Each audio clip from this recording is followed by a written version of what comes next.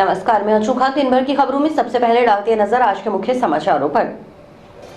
Collectorate park में स्थापित महात्मा गांधी की प्रतिमा तले किया मौन व्रत। जिले में बढ़ते अपराधों को रोकने पुलिस का इकबाल बुलंद करने व नकारा अफसरों को हटाने की मांग। घर के बाहर खड़ी स्कूटी चुराने का प्रयास, घटना से कॉलोनी वासियों में रोष। बस स्टैंड रोड से हटवाई फल सब्जी की रेहड़ियां, आक्रोशित हुए रेहड़ी संचालक। सरकार ने हर मोड़ पर प्रदेश की जनता को दिया धोखा। गांव जौड़किया में पहुंची भाजपा की जन आक्रोश यात्रा। अब खबरें विस्तार से।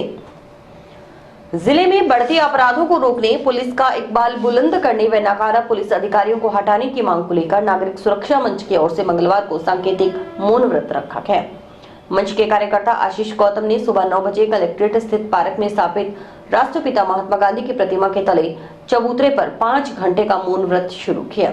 दोपहर 2 बजे तक चले इस मौन व्रत आंदोलन में मंच के इंजीनियर ओम बिश्नोई, सचिन कौशिक, जेकी झाम आदि शामिल हुए। मौन व्रत प्रारंभ करने से पहले आशीष गौतम ने महात्मा गांधी की प्रतिमा के समक्ष देश के तमाम क्रांतिकारियों को नमन किया। मौन व्रत प्रारंभ करने से पहले आशीष गौतम ने कहा कि महात्मा गांधी के 3 बंदर बुरा नहीं बोलने, देखने तथा बुरा नहीं सुनने का संदेश देते थे।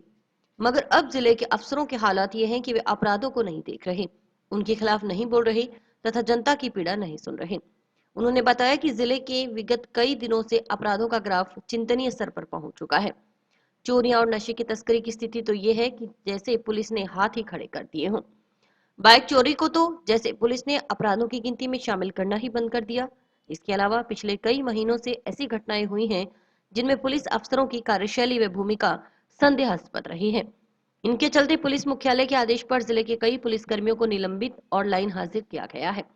पुलिस का इकबाल बुलंद हो तथा अपराधियों में भय व आमजन में विश्वास हो, इसके लिए नकारा पुलिस अधिकारियों को जिले से हटाकर बाहर भेजना होगा। जिले को चोरों और नशे के तस्करों से बचाने के लिए आमजन को अब सड़क पर उतरकर समय समय पर विरोध का झंडा बुलंद करना होगा, अन्यथा हालात बद से बदतर होते चले जाएंगे।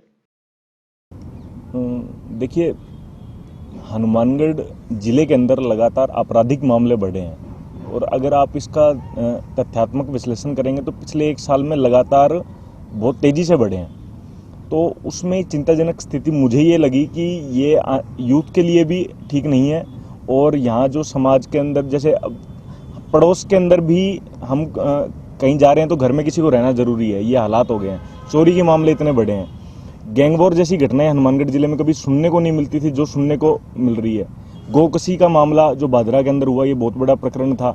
हिंदू मुस्लिम विवाद तक यहाँ होने की स्थिति पैदा होगी, ये एक मामला हमारे सामने आया। व्यापारियों के प्रतिष्ठान पे खुलेआम फायरिंग हो रही है, वकीलों के घरों में घुस के चोरियां की जा रही है। उसके बाद वकील प्रदर्शन कर रहे हैं तो उनके मामले को शांत करने के लिए बीच में बिचौलिए डाले जा रहे हैं प्रशासन के द्वारा। ये दुखद स्थिति है। तो मेरा मौन पे जाने का मेन जो मुद्दा था वो यही था कि शहर के लोगों को ये पता लगे और प्रशासन किस तरीके से मनमानी कर रहा है और प्रशासन को ये पता लगे कि ये शहर अभी मरा नहीं है, ये इस शहर के लोग अभी बोलते हैं और जल्द ही यहाँ पर एक बड़ा प्रदर्शन भी होगा अगर प्रशासन इसी तरीके से अपने रवैये पे रहा। हम चाहते हैं कि ये आपराधिक मामले जो भी हो रहे हैं इन पे तुरंत जांच बैठे। पहले 360 का मामला हुआ, वो प्रशासन ने दबाने की पूरी कोशिश की, अखबारों में यहाँ तक कह दिया कि ऐसी कोई घटना ही नहीं हुई है। लेकिन जब ये मामला जयपुर तक चला गया तब इसकी परतें खुली और ये पुलिस की मिली भगत से हुआ था, अभी तक ऐसा लग रहा है। और भी बहुत सी घटनाएं ऐसी है जो मैं नहीं बता पा रहा। हम एक बॉर्डर स्टेट में, बिल्कुल बॉर्डर के डिस्ट्रिक्ट हैं, पाकिस्तान हमारे करीब है, पंजाब और हरियाणा के बॉर्डर यहाँ लगते हैं, आए दिन तस्करी के मामले आते हैं। इस तरीके के नकारा अफसर, आज ये कड़े शब्द भी मुझे यूज़ करने पड़ रहे हैं क्योंकि उनके बस की नहीं रही है, ऐसा लग रहा है। और सरकार, मैं चाहता हूँ कि या तो ये लोग यहाँ काम करें और काम नहीं करते तो इनको कहीं और लगा दे। हनुमानगढ़ शहर को इनकी ज़रूरत नहीं है क्योंकि ये एक सेंसिटिव शहर है आज की तारीख में, और उसके बावजूद ये लोग यहाँ काम नहीं कर रहे। तो हमारी सरकार से गुजारिश है कि इन लोगों को काम करने के लिए इन पे थोड़ा वजन डाला जाए, ये समझें इस बात को। और प्रशासन से ये उम्मीद करते हैं कि आने वाले दिनों में अपराध कम होगा। अगर ऐसा नहीं होता है तो जरूरत पड़ी तो आमरण अनशन पर भी बैठे। जंक्शन में संगरे रोड पर चुना फाटक के नजदीक स्थित क्राउन सिटी कॉलोनी में सोमवार रात्रि को घुसे अज्ञात जन ने घर के बाहर खड़ी स्कूटी चोरी करने का प्रयास किया। घर के आगे लॉक तोड़ने के बाद अज्ञात जब स्कूटी को चोरी कर ले जाने लगा तो कॉलोनी के पास ही बने गड्ढों में उतारते समय स्कूटी गड्ढों में गिर गई। अंदाजा लगाया जा रहा है कि साथ ही अज्ञात भी स्कूटी के साथ गड्ढों में गिर गया होगा। चोट लगने की वजह से वह स्कूटी को गड्ढों में ही छोड़कर भाग निकला। मंगलवार सुबह इस घटना का पता कॉलोनी वासियों को चला तो उनमें रोष फैल गया। उन्होंने कॉलोनी में सुरक्षा इंतजामों पर सवाली निशान लगाते हुए कॉलोनाइजर के खिलाफ नारेबाजी की। सुरक्षा मिलने पर जंक्शन थाना के एएसआई जयसिंह टीम के साथ मौके पर पहुंचे और कॉलोनी वासियों के बयान दर्ज किए। इसके बाद कॉलोनी वासी एकत्रित होकर जंक्शन पुलिस थाना भी पहुंचे। थाना प्रभारी अरुण चौधरी को लिखित में प्रार्थना पत्र सौंप कॉलोनी में सुरक्षा इंतजाम करवाने के साथ अज्ञातजनों के खिलाफ मुकदमा दर्ज करने की मांग की गई। जिना फाटक के नजदीक क्राउन सिटी कॉलोनी के बाशिंदों ने बताया कि पिछले 2 साल से कॉलोनी में निवास कर रहे हैं। प्रारंभ में जिन सुविधाओं और सुरक्षा इंतजामों का प्रावधान और आश्वासन दिखावा गया वह पूरा आज तक नहीं हुआ। कॉलोनाइजर केवल अपने व्यवसाय पर ध्यान दे रहे हैं। कॉलोनाइजर व उनके कर्मचारियों की लापरवाही और उदासीनता के कारण सोमवार रात्रि को अज्ञात जने कॉलोनी के मकान नंबर 268 निवासी पवन कुमार के घर के आगे से स्कूटी का ताला तोड़कर चुराने का प्रयास किया। अज्ञात जना स्कूटी को चुरा कर ले जाते समय कॉलोनी के पास बने गड्ढों में स्कूटी सहित गिर गया। चोट लगने की वजह से वह स्कूटी चुरा कर ले जाने में सफल नहीं हो पाया और स्कूटी को वहीं गड्ढों में छोड़ चला गया। कॉलोनी वासियों के अनुसार उन्होंने कॉलोनी की सुरक्षा और सुविधाओं के मद्देनजर रखकर ही ये मकान खरीदे, लेकिन ये सब कागजों में ही है, सुरक्षा का कोई इंतजाम नहीं। आपने तो अपनी कर लिया, अब हमारा सामान उठाया गया तो कौन जिम्मेवार है? जिम्मेवारी लो ना फिर। अब कौन जिम्मेवार है? जिम्मेवारी लो। अंदर से गाड़ी आती है, कोई एंट्री है किसी की, कौन आ रहा है कौन नहीं जा रहा है, अनजान आदमी कौन है यहाँ पर? काम कर रहे हैं कुछ नहीं है। चलो सिटी में 267 मकान नंबर के आगे से स्कूटी चोरी हुई है। तो चोरी वाले ने क्या किया है कि वो इनके मकान से आगे से स्कूटी ले गया, उसके लोग तोड़ के, और कॉलोनी में पीछे की साइड में गड्ढे हैं, वहाँ से जब वो उसको उतारने लगा तो वो गिरी है ऊपर से नीचे, और जो चोरी करके लेके जा रहा था वो भी गिर गया। तो शायद उसके चोट लगी हो या स्कूटी खराब होगी तो वो उसको वहीं पे छोड़ के जो भाग गया। सुरक्षा के नाम पे अभी क्राउन सिटी में अगर सुरक्षा के नाम पे बात करें तो न तो 4 दीवारी है, न वहाँ पे कोई गार्ड की ढंग से जो पहरेदारी होती है, और न वहाँ पे सीसीटीवी है। व्यवस्था के नाम पे भी कुछ ही नहीं है। लेकिन और जो कॉलोनी वासी है वो हर महीने 500 रुपये 800 रुपये है जो सुरक्षा के नाम पे कॉलोनाइजर को दे रहे हैं, और वो धक्के से कॉलोनाइजर हमसे ले रहा है, लेकिन वो सुरक्षा के नाम पे हमें जो कुछ ही नहीं दे रहा है। और जो इनके घर के आगे से है जो स्कूटी है वो चोरी हुई है, तो उसका ज्ञापन देने हम यहाँ आज थाने में आए हैं। अब आगे देखो हमारी क्या सुनवाई होती है, क्या बात होती है। और जो हमारे पहले कॉलोनी में गार्ड था, एक बढ़िया गार्ड था, पूरा मुस्तैदी के साथ वो पहरेदारी करता था। आज इतना टाइम होगा कभी इस तरह की घटना नहीं हुई चोरी की, लेकिन उसको 2-4 दिन अभी हटाई को हुए हैं, और उसके बाद में अब हमारे ये कॉलोनी के अंदर ये 4-5 दिन के अंदर ही हमारी ये घटनी शुरू हो गई। रात को हम 12 बजे जब पार्क से आए थे तब स्कूटी खड़ी थी। जब हम रात सुबह उठे तो हमें स्कूटी नहीं मिली। जब हमने इधर उधर देखा पूछा तो एक वो जो इनका कॉलोनी का जो है ना गार्ड है उसको पूछा तो उसने कहा कि आपकी स्कूटी इधर स्कूटी पड़ी है, वो आपकी है क्या? तो मैंने जाके देखा तो वो स्कूटी हमारी थी। तो इस रात को स्कूटी उन्होंने चोरी की है, और ऐसे मैंने तो इस सुरक्षा के नाम पे इसमें लिया हुआ है। हम सब इसीलिए वहाँ पे प्लाट लिए हैं कि हमें सुरक्षा मिलेगी, और सुरक्षा के नाम पे ऐसा हो रहा है। देखो हमारे साथ किस हालत में मिली स्कूटी ऊंधी पड़ी हुई मिली, टूटी फूटी पड़ी है। नगर परिषद प्रशासन ने जंक्शन में शहीद भगत सिंह चौक से बस स्टैंड रोड पर फल सब्जी की रेडियां लगाने वालों को मंगलवार सुबह यहां से हटा दिया। इससे रेडी संचालकों में रोष फैल गया। उन्होंने मौके पर एकत्रित होकर नगर परिषद के खिलाफ नारेबाजी करते हुए रेडियां हटाने की कार्रवाई का विरोध किया। इसके बाद रेडियां लगाने वाले एकत्रित होकर विधायक के निवास पर पहुंचे। उन्होंने विधायक पुत्र भूपेंद्र चौधरी से मुलाकात कर समस्या का स्थायी समाधान करवाने की गुहार लगाई। साथ ही चेतावनी दी कि यदि उन्हें रेडी लगाने की जगह उपलब्ध नहीं करवाई गई तो वे गुरुवार को हड़ताल पर रहेंगे।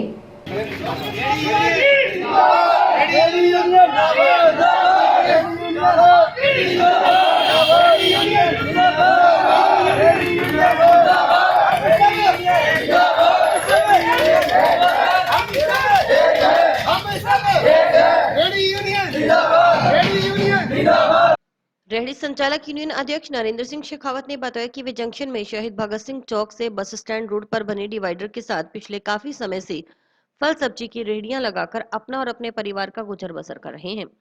इस स्थान पर रेहड़ी लगाने से करीब 200 से 250 घर चलते हैं। सोमवार शाम को नगर परिषद कर्मचारी आए और कहा कि वे मंगलवार सुबह से यहां रेडियां न लगाएं। मंगलवार सुबह नगर परिषद कर्मचारी फिर आए और यह कहकर कि बस स्टैंड रोड पर लगी रेडियां हटवा दी जाएंगी, अन्यत्र जगह स्थानांतरित किया जाए, लेकिन वे बस स्टैंड रोड की बजाय अन्यत्र जगह पर रेडियां नहीं लगाएंगे, अन्यथा टैक्सी स्टैंड के पीछे खाली पड़ी जगह पर रेडियां लगाने दी जाए।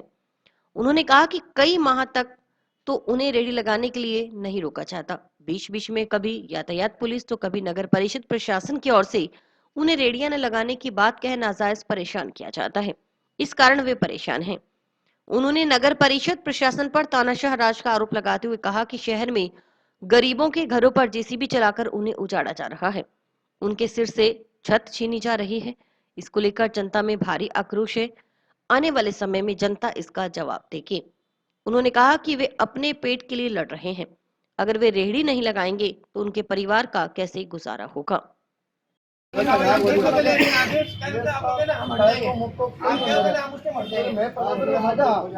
शिकायत को मौका कौन दे रहा है कि नहीं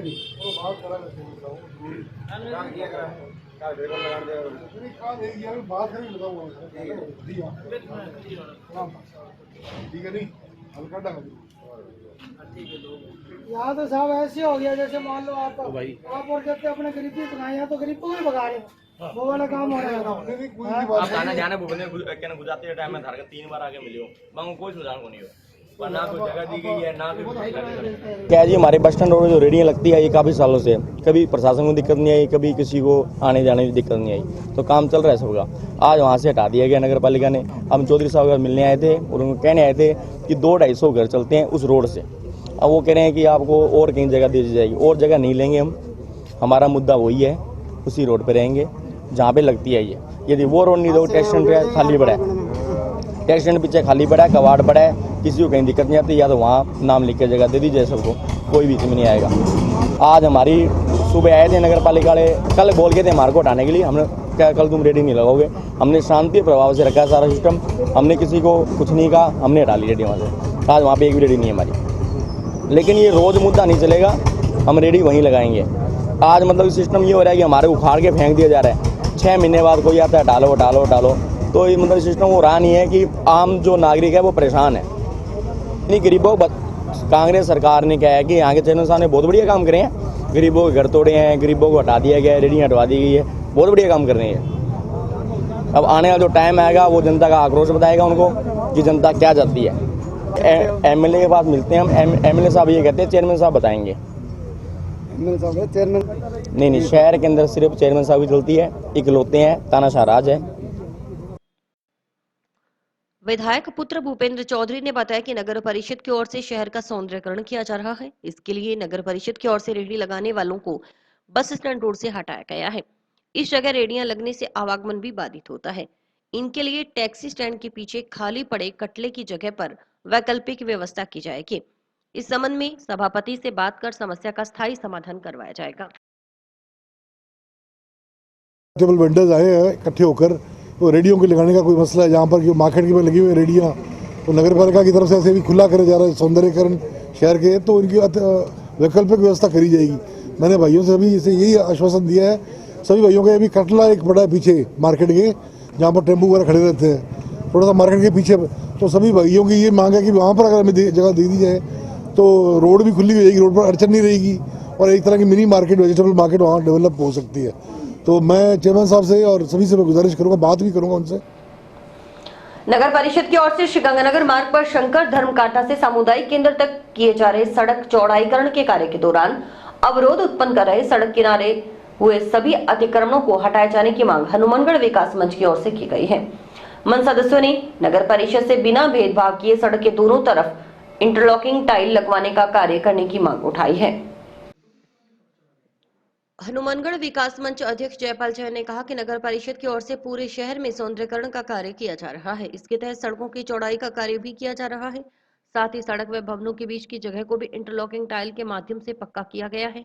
शहर में जगह जगह कई सड़कें बनाई जा रही हैं, लेकिन श्रीगंगानगर मार्ग पर शंकर धर्मकांटा से लेकर सामुदायिक केंद्र तक जाने वाली सड़क के दोनों तरफ कुछ लोगों ने सरकारी जगह पर अतिक्रमण कर रखा है। ये लोग अतिक्रमण नहीं हटा रहे, इस कारण सड़क चौड़ी नहीं होगी, हादसे का डर रहता है।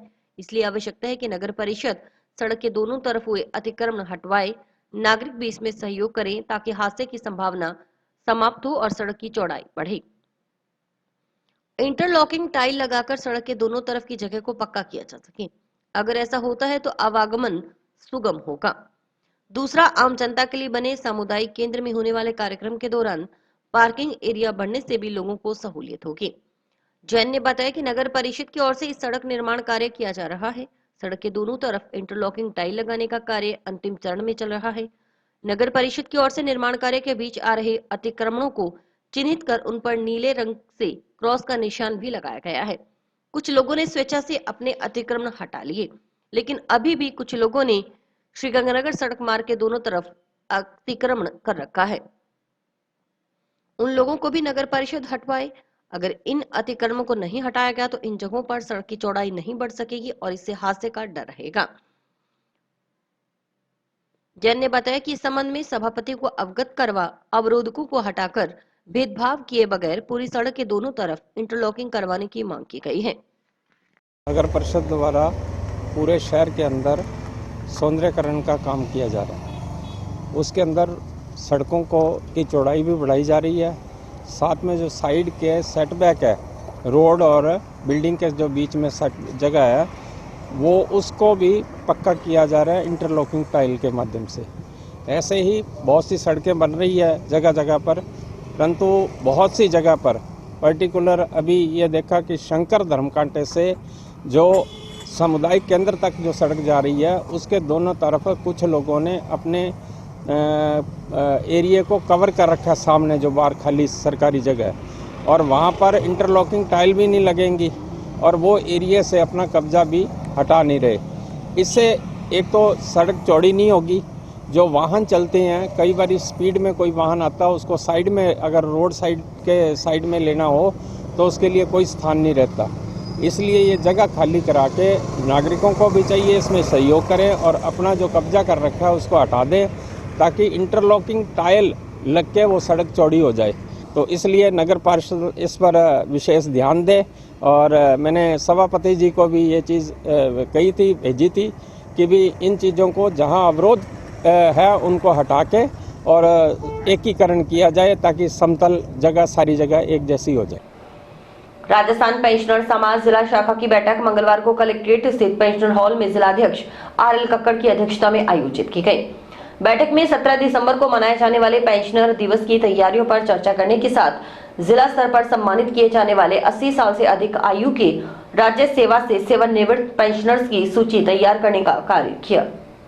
कोषाध्यक्ष रमेश दर्गन ने बताया कि 17 दिसंबर का दिन बड़ा महत्वपूर्ण है। यह दिन सुप्रीम कोर्ट के एक फैसले के अनुसार पेंशनर दिवस के रूप में मनाया जाता है। पिछले 2 सालों में कोरोना काल के कारण यह दिवस नहीं मनाया जा सका, लेकिन 19 मई 2022 को पेंशनर दिवस मनाया गया। 80 साल से अधिक आयु के वे पेंशनर जिनकी जन्म तिथि 1942 है, उनकी सूची तैयार की जा रही है। उप शाखा पीलीबंगा, संगरिया, रावतसर, नोहर भादरा से भी नाम आ चुके हैं। उन नामों का संकलन करते हुए सूची तैयार की जा रही है। 80 साल से अधिक आयु के राज्य सेवा से सेवानिवृत्त करीब 35 पेंशनर्स को पेंशनर दिवस पर जिला स्तरीय कार्यक्रम में शॉल ओढ़ाकर, माला पहनाकर व गीता भेंट कर सम्मानित किया जाएगा। पेंशनरों को उपयोगी जानकारी देने के लिए सम्मान समारोह में बैंक के एजीएम को भी आमंत्रित किया गया है। वे पेंशनरों को बैंक की लाभकारी योजनाओं के बारे में जानकारी देंगे। इसके अलावा कार्डियोलॉजिस्ट को भी आमंत्रित किया गया है। उन्होंने बताया कि हर 5 साल के बाद पेंशन में 5% का लाभ देने की मांग पेंशनरों की ओर से सरकार से की जा रही है। इस संबंध में मुख्यमंत्री को मांग पत्र भी प्रेषित किए गए हैं। 17 दिसंबर को राजस्थान पेंशन समाज कलेक्ट्रेट परिसर हनुमानगढ़ जंक्शन की शाखा पेंशनर डे मना रही है।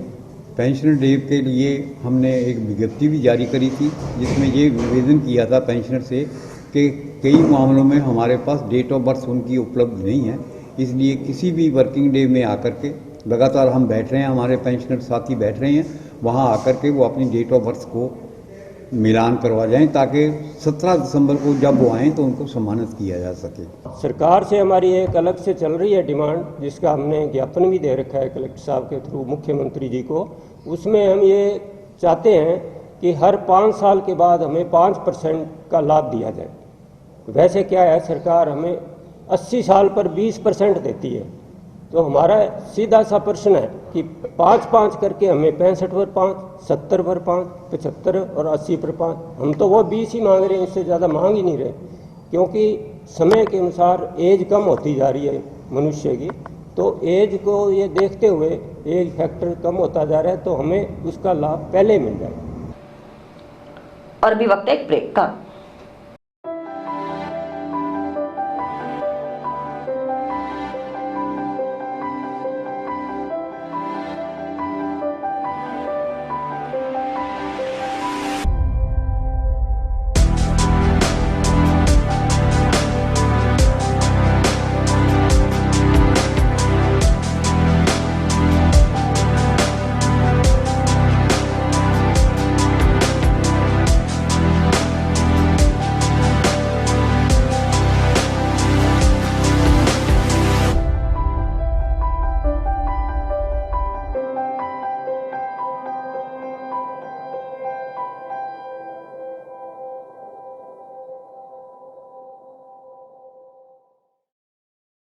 नोहर फीडर नहर में पूरा पानी देने की मांग को लेकर क्षेत्र के किसानों ने यहां सिंचाई विभाग के एक्सीएन दफ्तर का घेराव कर अनिश्चितकालीन धरना शुरू किया है। आंदोलनकारी किसानों का कहना है कि उनकी नहरों की बारियां लगातार पिट रही हैं, पर्याप्त पानी नहीं मिल पा रहा, जिस कारण उनकी फसलें लगातार तबाह हो गई हैं। किसानों ने बताया कि सिंचाई विभाग के अधिकारी न तो पूरा पानी नहरों में दिलवा रहे हैं और न ही कोई संतोषजनक जवाब दे रहे हैं। आक्रोशित किसानों ने नोहर विधायक के खिलाफ भी खूब नारे लगाए।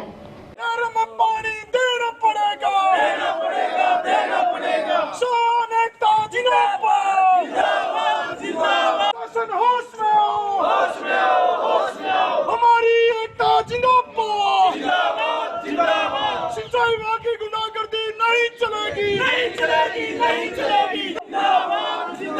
अरे अभी तो ये लड़ाई है, आगे और लड़ाई है, अभी तो ये लड़ाई है, आगे और लड़ाई है।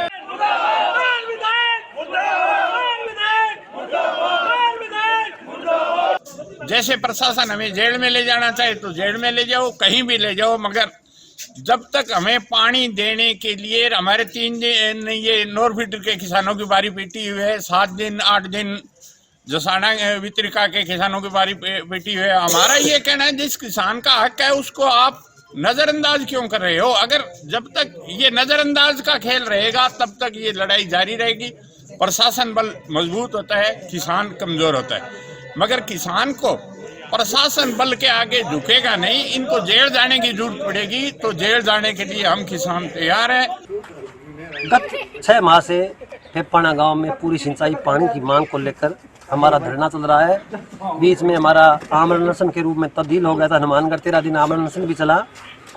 पूरा सिंचाई पानी और नोहर फीडर की रिमॉडलिंग, इन 10 मांगों पे जसाना में भी धरना चला, सहमति बनी, उसके बाद में भी किसानों के हाथ कुछ नहीं आया। उसके बाद में लगातार 6 महीने करीब हो गए फेपाना गांव में धरना चल रहा है। आमरण अनशन भी हुआ, समझौता भी हुआ। इस धरने में एक बात जरूर हुई, जो हमारी नोहर फीडर की रिमॉडलिंग की जो मांग थी वो फाइल जयपुर से दिल्ली जरूर चली गई जल शक्ति मंत्रालय के अंदर, लेकिन पानी की जो बात थी उसमें वही ढाक के 3 पात वाली बात है। पानी नोहर का किसान इस टाइम भयंकर संकट के दौर से गुजर रहा है। सिंचाई की फसलें क्रांति का उस समय सिंचाई की भयंकर जरूरत है। बार बार रोजाना फ्लेक्चर सुनाते हैं, कोई भी किसी इंसान, कोई भी किसान, नोहर फीडर का हो, जसाना का हो, किनाड़िया का हो, किसी भी नहर का किसान, इन लोगों ने ये नहर जब बनी थी 332 क्यूसेक पानी एक साथ चलने के लिए बनी थी, न कि इसको ग्रुप में चलाने के लिए। इन लोगों ने अपनी कमजोरी छिपाने के लिए इस सारे सिस्टम को 4 भागों में बांट दिया। 32 दिन पानी चलता है, जो हिंदुस्तान में किसी भी नहर में किसी भी कोने में नहीं चलता। रेगुलेशन सारी नहर चलती है, लेकिन नोहर का पानी है जो पूरे महीने में फॉलो होता है। जितना हरियाणा देता है उतना आता है, इनके हाथ में कुछ भी नहीं है। भारतीय जनता पार्टी की ओर से निकाली जा रही जन आक्रोश यात्रा मंगलवार को गांव जौड़किया में पहुंची। इस दौरान भारतीय जनता पार्टी जिलाध्यक्ष बलवीर बिश्नोई की अध्यक्षता में नुक्कड़ सभा हुई। सभा को संबोधित करते हुए जन आक्रोश यात्रा के विधानसभा क्षेत्र हनुमानगढ़ प्रभारी दशरथ सिंह ने कहा कि झूठे वादे कर सत्ता में आई कांग्रेस की प्रदेश सरकार ने जनता को हर मोड़ पर धोखा दिया है। नुक्कड़ सभाओं में उमड़ रही भीड़ ये साफ संकेत करती है कि हनुमानगढ़ जिले की जनता ने भाजपा को वोट देने का पूरा मन बना लिया है। चौथा, इन्होंने कहा कि अब इस प्रदेश में न्याय होगा, भ्रष्टाचार नहीं होगा, सुशासन देंगे। इनकी बोली हुई मैं बातें बोल रहा हूं। भ्रष्टाचार की बात करें तो इस गांव के गुआड़ से लेकर शासन सचिवालय तक कोई बिना पैसे लिए दिए काम नहीं होता। इन्होंने कहा कि अब दलित पर अत्याचार नहीं होगा। अगर राजस्थान में, हिंदुस्तान में अगर दलित पर अत्याचार, नेशनल क्राइम ब्यूरो की रिपोर्ट कि सबसे ज्यादा अत्याचार दलित पर अत्याचार हुआ है तो वो राजस्थान में हुआ। दूसरा, उन्होंने कहा कि अब महिलाओं पर अत्याचार नहीं होगा, वो भी राजस्थान पूरे देश में महिलाओं पर अत्याचार करेगा। तो इस प्रकार की व्यवस्था देने वाले इन लोगों को सदा सदा के लिए यहां से उखाड़ फेंकना चाहिए। इन्होंने कहा कि हम सुशासन देंगे, अच्छा शासन देंगे। अच्छे शासन के नाम पर दशरथ सिंह जी भाई साहब इन्होंने जिले में पुलिस की संरक्षण में मेडिकेटेड और पता नहीं कौन कौन सा नशा बिक रहा है और हमारी आने वाली पीढ़ी बर्बाद हो रही है। और हर मन से मैं ये कहता हूं कि आप काम थोड़ा ज्यादा कर दो, लेकिन इस नशे का जो धंधा चल रहा है इस जिले में, उस पर रोकने का आप काम कर दो। चाहे हमारा काम चाहे थोड़ा कर दो, नहर में पानी कम दे, हमारी आने वाली पीढ़ी तो कम से कम सुरक्षित रहे। हर मंच से, हर जगह से भारतीय जनता पार्टी के कार्यकर्ता डॉक्टर साहब के नेतृत्व में 20 बार एसपी से मिले। इसी तरीके से गांव में पक्के मकान भी बन रहे हैं। अपने खुद के लिए अगर 1-2 कमरे बनाते हैं तो अपने भी सोचते हैं ये चीज लेके आए, ये चीज लेके आनी है, इतने पैसे लगेंगे। और लाखों की तादाद में बड़े जब अंदाजा लगाओ ये कितनी ताकत लगती है, कितना पैसा लगता है। इसी तरीके से शौचालय का निर्माण ये हकीकत है। भारतीय जनता पार्टी द्वारा चलाई जा रही जन आक्रोश यात्रा हनुमानगढ़ जिले की सभी विधानसभाओं में खूब शानदार तरीके से चल रही है। जिले भर में करीब 5000 किलोमीटर तक ये यात्रा चली है। कल यात्रा का आखिरी दिन होगा। लाखों लोगों से जनसंपर्क हमारे कार्यकर्ताओं ने इसके माध्यम से किया है। और पिछले 4 साल में कांग्रेस सरकार ने जिस तरह से जनता के साथ अन्याय किया है, कुशासन वाली सरकार है, महिला अत्याचार है, बेरोजगारों को रोजगार नहीं मिला है, इन सब बातों को उजागर करते हुए आने वाले समय में कांग्रेस को उखाड़ फेंके, इस संकल्प के साथ में हमारी यात्रा कल संपन्न होने वाली। भारतीय जनता पार्टी की जो जन आक्रोश यात्रा पूरे जिले में 500 विधानसभा में आज 10वें दिन करीब आज 10वां दिन पूरा हो चुका है यात्रा का। और जो इस यात्रा में आप देख रहे हो कि जो भारी जन समर्थन, इस सरकार के प्रति जो गुस्सा, जो सरकार के प्रति आक्रोश, उससे ये साबित होता है और तय है कि 2023 में इस प्रदेश से कांग्रेस सरकार का जाना सदा सदा के लिए तय है। जिला मुख्यालय के निकटवर्ती गांव सतीपुरा के कुछ युवाओं ने निराश्रित गोवंश के लिए हरे चारे की व्यवस्था करने का बीड़ा उठाया है। गांव के संदीप कुमार व पंकज ने बताया कि मंगलवार को नवा बाईपास पर निराश्रित गोवंश के गले में रेडियम पट्टी बांधने के लिए निकले थे। तभी उन्हें बाईपास पर नगर परिषद के कचरा प्लांट से कुछ नंदी व गाय पॉलिथीन खाते नजर आए।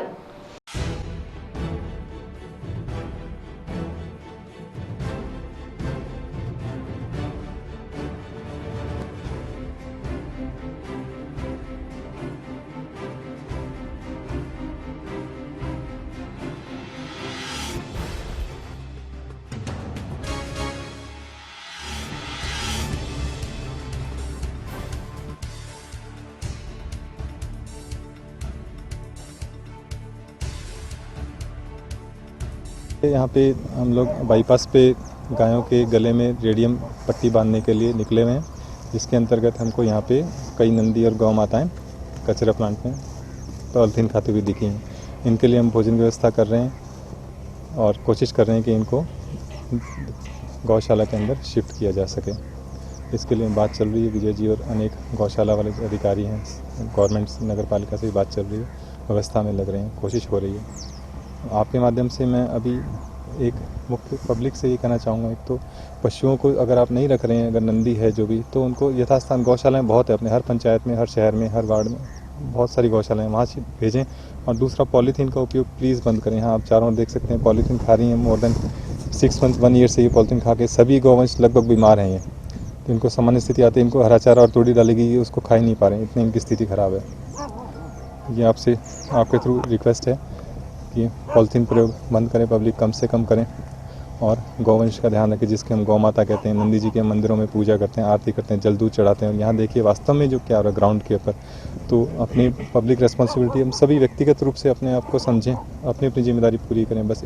सबसे पहली बात तो ये है कि हम गौ माता को मानते हैं और उसको देखते हुए यहाँ जो हालात हैं वो चिंताजनक हैं, और जिसको देखते हुए मैं एक तो सबसे पहले पब्लिक से ही अपील करूँगा, मेरा निवेदन है कि वो इस तरह से पशुओं को खुला ना छोड़ें। और दूसरा, हम लोग यहाँ हरा चारे के प्रबंध कर रहे हैं। इसके अलावा हमारा ये भी कोशिश है कि यहाँ आसपास जितने भी गौशालाएँ हैं वो यहाँ उनको वहाँ शिफ्ट करने का है। और इसी के साथ समाचार समाप्त हुए। रोजाना देखते रहिए समाचार। नमस्कार।